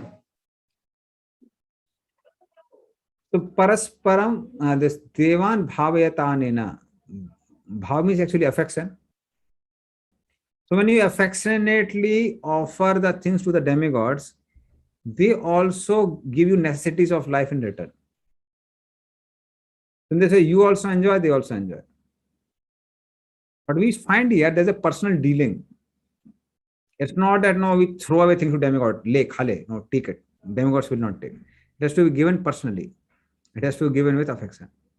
So here also that bhava or that emotion has to be there. So when with those emotions you give to demigods, they also give the things in return. So that is how, even if somebody is a karma kandi, he also gets elevation consciousness and he gets sense gratification. Now read the second paragraph of the purport. Performance of yajnas has many side benefits, ultimately leading to liberation from material bondage. By performance of yajnas, all activities become purified. As it is stated in the Vedas, Ahara Suddha Sattva Suddha Sattva Suddha Dhruva Smriti Smriti Lambe Sarva Grandhinam Vipramoksha. By performance of yajna, one's eatables become sanctified, and by eating sanctified foodstuffs, one's very existence become purified. By the purification of existence, finer tissues in the memory become sanctified. And when memory is sanctified, one can think of the path of liberation. And all these combined together lead to Krishna consciousness, the great necessity of present day society. So that is how just by performance of this yajna, whatever we take through our senses becomes purified. When that becomes purified, once memory becomes purified, then one can think of liberation. So many times we'll find when people just come in Krishna consciousness, philosophy doesn't just work. It doesn't enter in the head. The reason is that heart is not much purified. As the years pass by, mind and heart becomes purified, then one becomes more receptive to Krishna consciousness or Krishna conscious philosophy. Similarly, we'll find few places where people are pious. For them to accept Krishna consciousness is very easy. Places of impiety, it's very difficult. Like in Bengal, normal Bengal villages you go, people very quickly take up Krishna consciousness. Calcutta, very difficult. So Prabhupada once spoke to Jayapataka Maharaj. Anybody who performed devotion service in Calcutta? So he said, in Mayapur, how many times you get benefit? So devotee said 100 times. So Prabhupada told to Jayapataka Maharaj, if you practice in Calcutta, you will get 1,000 times more benefit. Because this is my birthplace. And when our devotees came here and they started, we become very encouraged, we came to Calcutta, we started preaching. Then we understood why it is 1,000 times more purifying. 1,000 times more difficult to make devotees, 1,000 times more difficult to distribute books. So I found many people who were like top book distributor of the world came and became humble in Calcutta. One devotee came and gave a big seminar on book distribution. And then he told, see, India people are very pious. And you give them books and automatically they'll give you some donation. Very simple. And then he told that, just see, what I do is I give them books and then I open my bead bag. He had a pocket in the bead bag. That, will you like to give something for Krishna's pleasure? And they give. So then no, all devotees were very encouraged. Next day he said, I'll go with for book decision with all of you. And he came there, and then he went to airport. Because airport, no, at least people have a lot of money. So generally they may not mind spending 200, 300 rupees for purchasing Gita or Krishna book. So then he kept Bhagavad Gita in one cart. One lady was there. And then she started going. And this Prabhu said, one minute. Will you like to give something for Krishna's pleasure? And then she opened her big bag and then a small bag and then purse. And then she took out 8 taka. She gave 1 rupee coin. So like that it happened 4 or 5 times. And then the devotee said, we can't, this formula doesn't work in Calcutta. And next day the seminar changed. And then that was encouraging seminar. Even if people may not take Prabhupada books, we should keep on distributing. Even one person, one Bhagavad Gita goes. No, we should be thinking that now we are contributing so much to Prabhupada's mission. So the point is, why I came here is that it depends on people whether they're pious or impious. Because Calcutta is one of the cities in the India. I think only Kerala, Northeast and Calcutta is the place where people eat cow flesh. Even Hindus. Not everyone, but many of them educated people. Educated Bengalis are extremely spoiled people. So then when people, to the degree they engage in sinful activity, their brain becomes very dull. So it becomes very difficult to accept Krishna consciousness. That's why many sannyasis, when they come and give class, they say that those who are very proud that we are doing so much preaching in India, sometime Indian devotees should go to West and try preaching there. You will become very, very humble. To make one devotee takes so much effort. Anybody who comes in temple doesn't go without being tried to make a devotee. And here in temples in India, people come and people go, and no devotees don't care. Okay, fine, give him some prasad and let him go. It was very difficult to get people even in temple. Devotees go out in Harinam, distribute prasad. So the point is that even though we may say that Vedic culture, there's karma kanda, this, that, but this Vedic culture makes heart very receptive for Krishna consciousness. So that is how this yajna, it helps. That culture helps, that yajna helps. So yajna is not useless, it helps. And then for the text number 12. Ishtan bhogan hi vo deva dasyante yajna bhavitah ter dattan apadayebhyo yo bhunkte stena evasa. Please read the translation. In charge of the various necessities of life, the demigods, being satisfied by the performance of yajna, sacrifice, will supply all necessities to you. But he who enjoys such gifts without offering them to the demigods in return is certainly a thief. Lord says, he who enjoys what is given by the demigods, such as food obtained through rain, etc. So then such a person is called thief.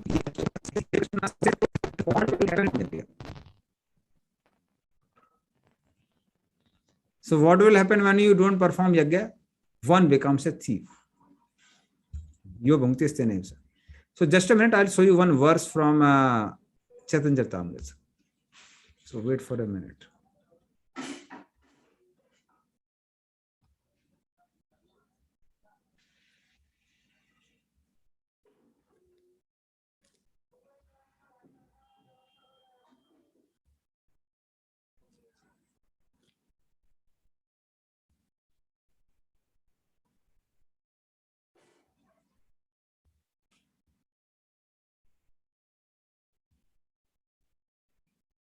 In Vedic culture, generally, people, even those who are not devotees, those who are ordinary grastas, they would perform 5 types of yajna called Panchasuna yajna, or Prabhupada writes as Panch Mahayajna.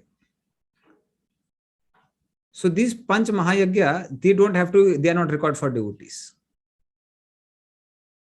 But in general, people in Vedic culture would do this Panch Mahayajna.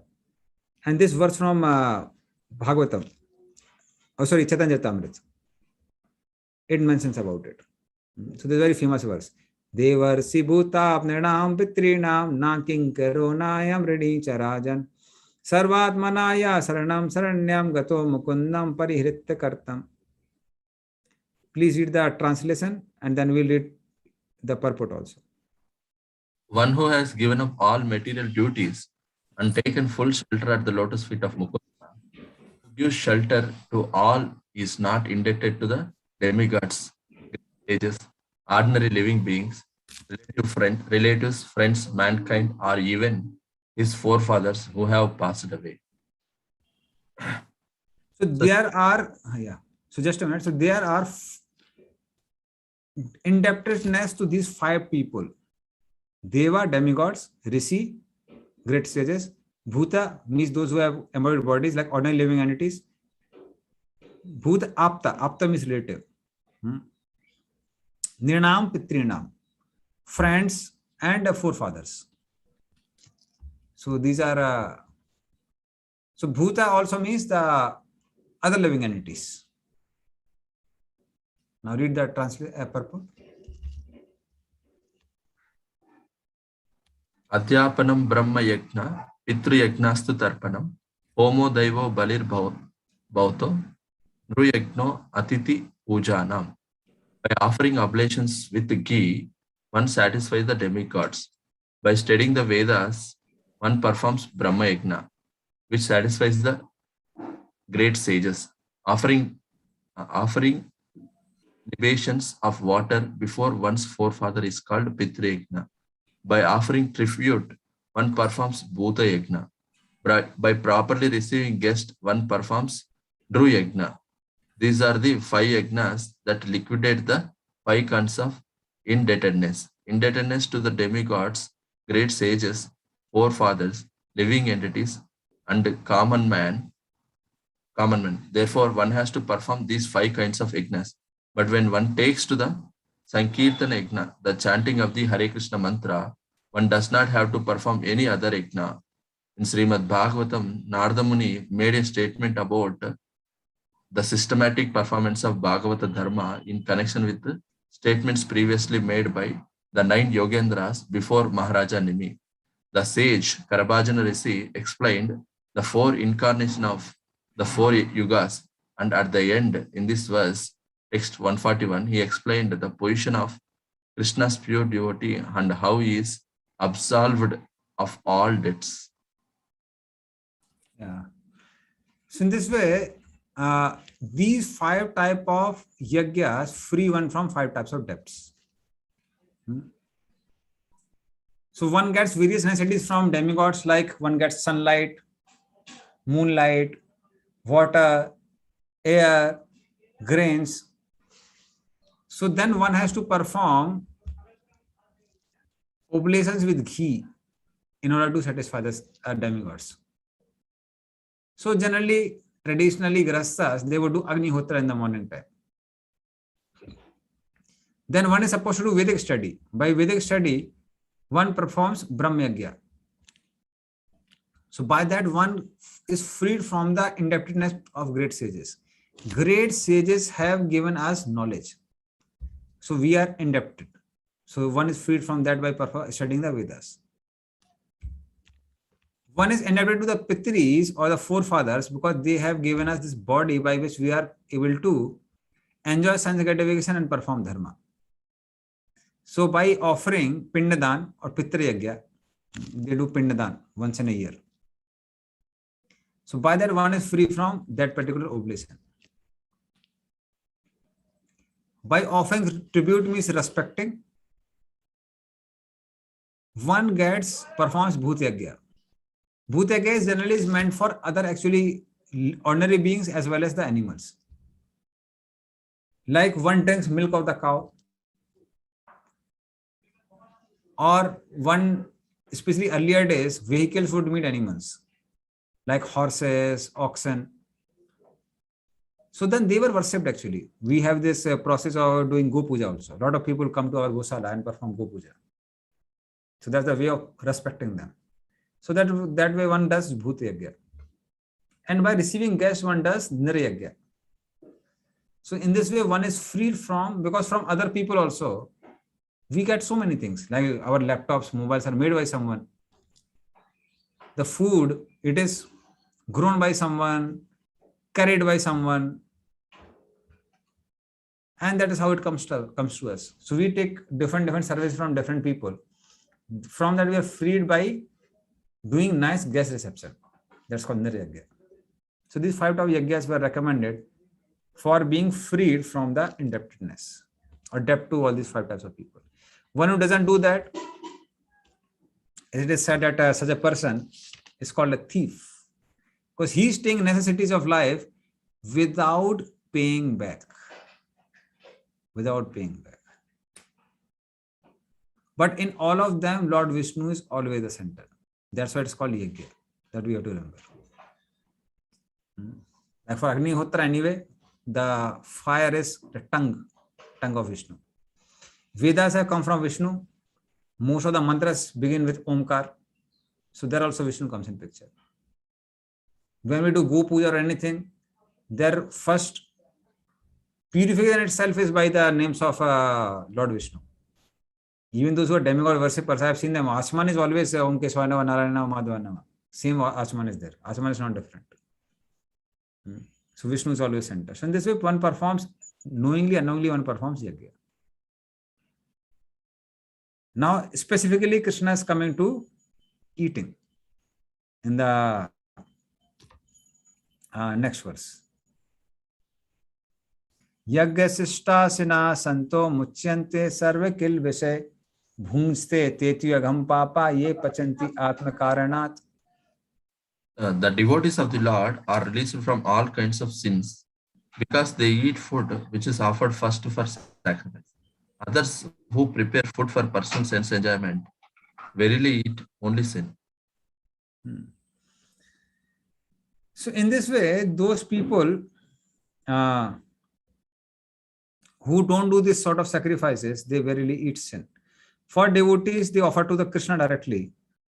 So in this way, they are freed of sin. And for those who are Vedic followers, they would perform Vasudeva Yagya. That's called Vasudeva Yagya.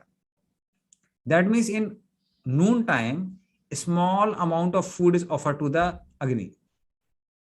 And through Agni, it is offered to different demigods. So my mother would perform this. In the morning time, she would offer to our Gopalji and Saligram Silla. That is before I came to Krishna consciousness. Because in our home, Unn Gollek was not cooked. And in the afternoon, she would offer it to, I would see sometimes offering to fire. So when I went through this detail, then I understood that is Vasudeva Yagya. So I don't know whether we can offer in the gas. So you would put in gas fire. But generally it is offered in the natural oven. And through that it is offered to different demigods. And in general, cows were respected and even the lower animals were respected by the Grastas. So in our home, the first cooked chapati, it would be offered to the cow. And last one, whatever remains, the thick atta. From that chapati was made and given to lower animals like dogs, etc. So that's a part of like Vedic culture. So by that one is freed from the sins committed unknowingly. So unknowingly, one performs violence towards other living entities, even if one willingly avoids. So how does one perform sins? First is by using the mortar. So grinding mortar we use. Tuck, tuck, tuck, tuck. So by that, unknowingly some insects are killed. Even if some of the insects we may not even see them. So they are killed. or we use grinding stone for making chutney, etc. From that also some insects are killed. Then when one lights up the stove, so that time some insects are killed unknowingly. When one brooms, during brooming also some insects are killed unknowingly. And when one fills water in the water pot, then also some insects are killed. So by these 5 things, unknowingly one commits sin. And nowadays, that was in Vedic culture. Nowadays, there is no limit to it. If you come to our Gosala here, you will find so much insects. Durga Puja time, these green insects come and they come and bite you. They stay in the grass. March, April is filled with mosquitoes. So in one square inch, you may find 10,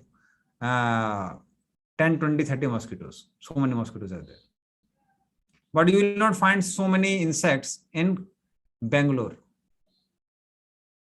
Why?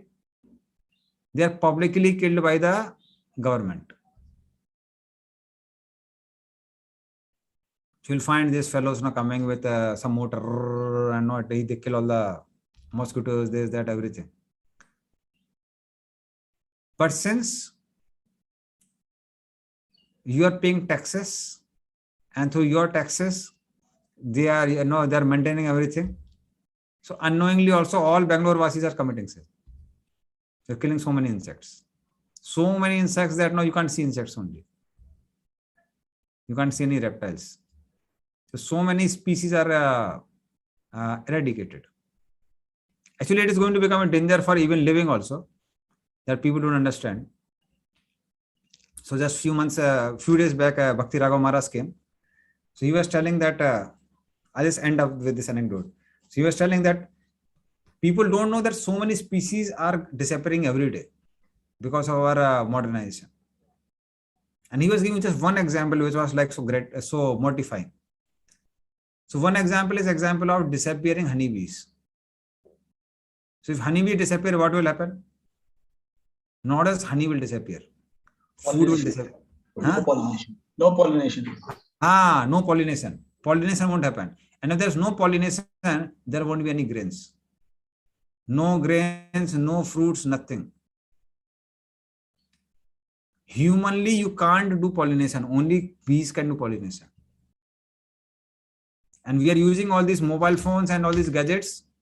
So many, this creating troubles for bees. So many bees are dying. So our even lives are becoming very endangered by the type of lifestyle we are living. That is gross, but insects do die. So when insects die, then one incurs sins. And those sins are eradicated by this Vasudeva Yajna for those who are Vedic followers. And for those who are devotees, they directly offer to the Lord. So it becomes karma-free diet. Or not just karma-free diet, it becomes, that diet makes you free from karma. So this is importance of Yajna. And Yajna cycle, Krishna will explain from text number 40. That we will do in the next class. And there would be some homework I'll give send in the WhatsApp group. Okay, fine. So we'll end here. Srimad Bhagavad Gita ki. Thank you. Thank you. Hari Bol, Hari Bol.